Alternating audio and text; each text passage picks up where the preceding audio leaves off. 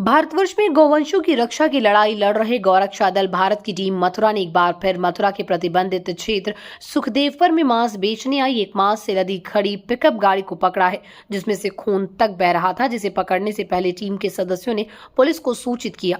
सूचना मिलने पर पुलिस टीम भी मौके पर पहुंची और गाड़ी को थाना कोतवाली लेकर आई, जहां मौजूद गौरक्षा दल भारत और बजरंग दल के कार्यकर्ताओं ने चंद्रशेखर, कृष्णा चौधरी, ललित शर्मा, माहिर प्रकाश राजपूत, अभिषेक चतुर्वेदी, विष्णु चौहान, गोविंदा ने बताया कि विगत कई दिनों से वो अपनी टीम के साथ ऐसी कई गाड़ियों को पकड़ चुके हैं और ऐसी ही एक और सूचना पर उन्होंने पुलिस के साथ मिलकर ये कार्रवाई की। ये पूछने पर कि क्या ये गौ मांस है, तो उन्होंने बताया कि मांस चाहे किसी भी जानवर का क्यों ना हो, प्रतिबंधित क्षेत्र में बेचना व लाना सख्त मना है, लेकिन इसके बावजूद भी इन क्षेत्रों में इस तरह का नियम विरोध कायम किया जा रहा है। उनके प्रशासन से मांग है कि इस कार्य में लिप्त लोगों के खिलाफ कड़ी से कड़ी कार्रवाई की जाए। Ashwini Gautam, bureau chief, Devkaran, crime bureau chief, Mathura. क्या नाम है आपका? जी, मेरा नाम चंद्रशेखर और मैं बजरंग दल एवं गौरक्षा दल भारत का कार्यकर्ता हूँ। क्या मामला हुआ? ये मामला ये था कि एक मुखबिर की सूचना पे बीएसए कॉलेज स्थित सुखदेव नगर कॉलोनी है, जहाँ पर एक बुलेरो कैंपर में मांस लगभग 300 किलो भरा हुआ था, जो कि उतारने के लिए तैयार था। जब वहाँ पे हमने देखा कि वहाँ पे मांस जो कि कैंपर में लदा हुआ है, तो हमने तत्काल रूप से 112 डायल कर प्रशासन को अवगत कराया। प्रशासन तत्काल रूप से पहुंचा। प्रशासन के ही सहयोग से मांस की गाड़ी को अपने हैंडओवर किया गया। हैंडओवर करने के बाद में यहाँ पे थाना कोतवाली मांस की गाड़ी को लाया गया है। बाकी की आगे की कार्रवाई प्रशासन क्या चाहते हैं उसमें? हम ये चाहते हैं जो भी दोषी जो कि प्रतिबंधित क्षेत्र में इतने प्रशासन की सख्ती के बाद भी ये बाज नहीं आ रहे हैं। मैं तो यही कहूँगा प्रशासन से भी कि ऐसे लोग जितने भी हैं उनको ढूंढा जाए। जो चुपके से कर रहे हैं वो आज नहीं तो कल पकड़े जाएंगे। अगर अभी सुधर जाएं तो ठीक है, नहीं तो प्रशासन उनको छोड़ने वाला नहीं है। इस चीज़ को विशेष अभी आपने कुछ दिन पहले एक चिकन बिरयानी का मामला जयसिंहपुरा से सामने आया था, क्या कहेंगे उसके बारे में? जी देखो, वो भी प्रतिबंधित क्षेत्र में था और ये ऐसे ही नहीं, ऐसे वहाँ पे उस क्षेत्र में भी अभी कम से कम भिन्न भिन्न जगहों पे अभी भी बिरयानी का सेवन किया जाता है, बिक्री किया जाता है, वो भी थोक में। और ऐसे ही राधेश्याम कॉलोनी में भी, जिनके वो बताते हैं कि हम पे लाइसेंस है, जबकि मैं प्रशासन से एक बार निवेदन पुनः करना चाहूँगा कि प्रशासन उन सभी के लाइसेंसों को एक बार जांच करे, विवेचना करे, क्योंकि कभी कभी ऐसा होता है कि आप फूड के लाइसेंस दे रहे हैं और उसके जो गलत फ़ायदा उठा करके वो नॉन वेज का बिक्री कर रहे हैं। तो मेरा प्रशासन से भी निवेदन है कि इसकी जाँच करी जाए, उनके खिलाफ कार्रवाई की जाए अगर दोषी पाई जाती है। तो पहले एक मामला और सामने आया था कि जिसमें बताया जा रहा था कि एक लेडीज मांस की कुछ केजी में पैकेट लेके आई, बरामद की है। जी जी जी, क्या कहेंगे उसमें भी? जी देखिए, मैं बता तो रहा हूँ, ये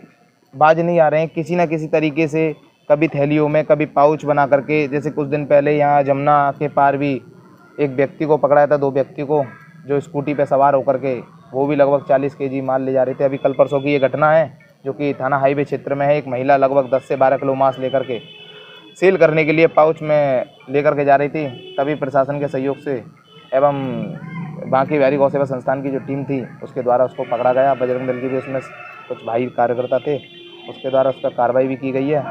और मुझे लगता है कि थोड़ा सा प्रशासन से मैं निवेदन करूँगा कि थोड़ा सा आप भी अपने क्षेत्र में थोड़ा सा ध्यान दें, क्योंकि तब ऐसी गतिविधियाँ जब सामने आती हैं तो कहीं ना कहीं तक हमारी भावनाओं को ठेस पहुंचती है कि हमारे इतनी शक्ति के बाद भी, माननीय योगी जी ने इतनी शक्ति के बाद भी अगर इस तरीके की दृश्य हमें देखने को मिलेगा तो ये बड़े दुर्भाग्य की बात है। एक चीज और बताया कि आप जैसे ही देखते हैं, ये मुखबर आपके बताती है, क्या डॉक्टर सैंपल लेके जाते हैं? क्या इनकी सच्चता में जांच होती है? जी देखिए, ये तो मैं अब ये तो डॉक्टर साहब जानते हैं। देखो, मैं अपना जो कर्म है मैं अपना कर्म करता हूँ। अब डॉक्टर साहब की मैं नहीं कह सकता कि डॉक्टर साहब अपना कर्म किस तरीके से निभाते हैं, किस तरीके से अपनी ड्यूटी निभाते हैं। मुझे जो अपना कर्म है मैं अपना करता रहता हूँ। और मैं तो अभी फिर उनको चेतावनी देना चाहूँगा, जितने भी चोरी छुपे जो चल रहे हैं, मुझे सूचना मिलेगी, मैं सूचना मिलते ही सूचना बंद करने का काम मेरा रहता है। जहाँ जहाँ मुझे मिलेगी मैं उस ऐसे व्यक्ति को बिल्कुल नहीं बख्शा जाएगा, चाहे वो कोई भी हो। आज भी जब हमने पकड़े थे तो 2 व्यक्ति मेरे सामने आए थे जो कि इस गाड़ी के मालिक बता रहे थे। एक बता रहे थे कि मैं एडवोकेट हूँ और दूसरे व्यक्ति जो बता रहे थे कि मैं न्यूज़ का पत्रकार भी हूँ।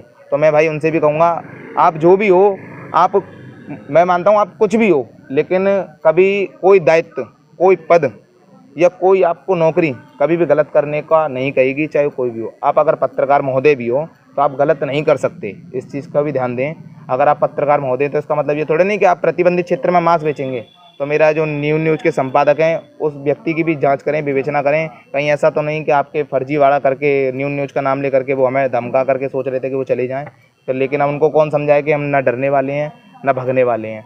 हम सनातनी हैं, बजरंग बली के भक्त हैं, बजरंग दल के चीते हैं और शिकार पे ही तो जीते हैं। वंदे मातरम, जय श्री राम।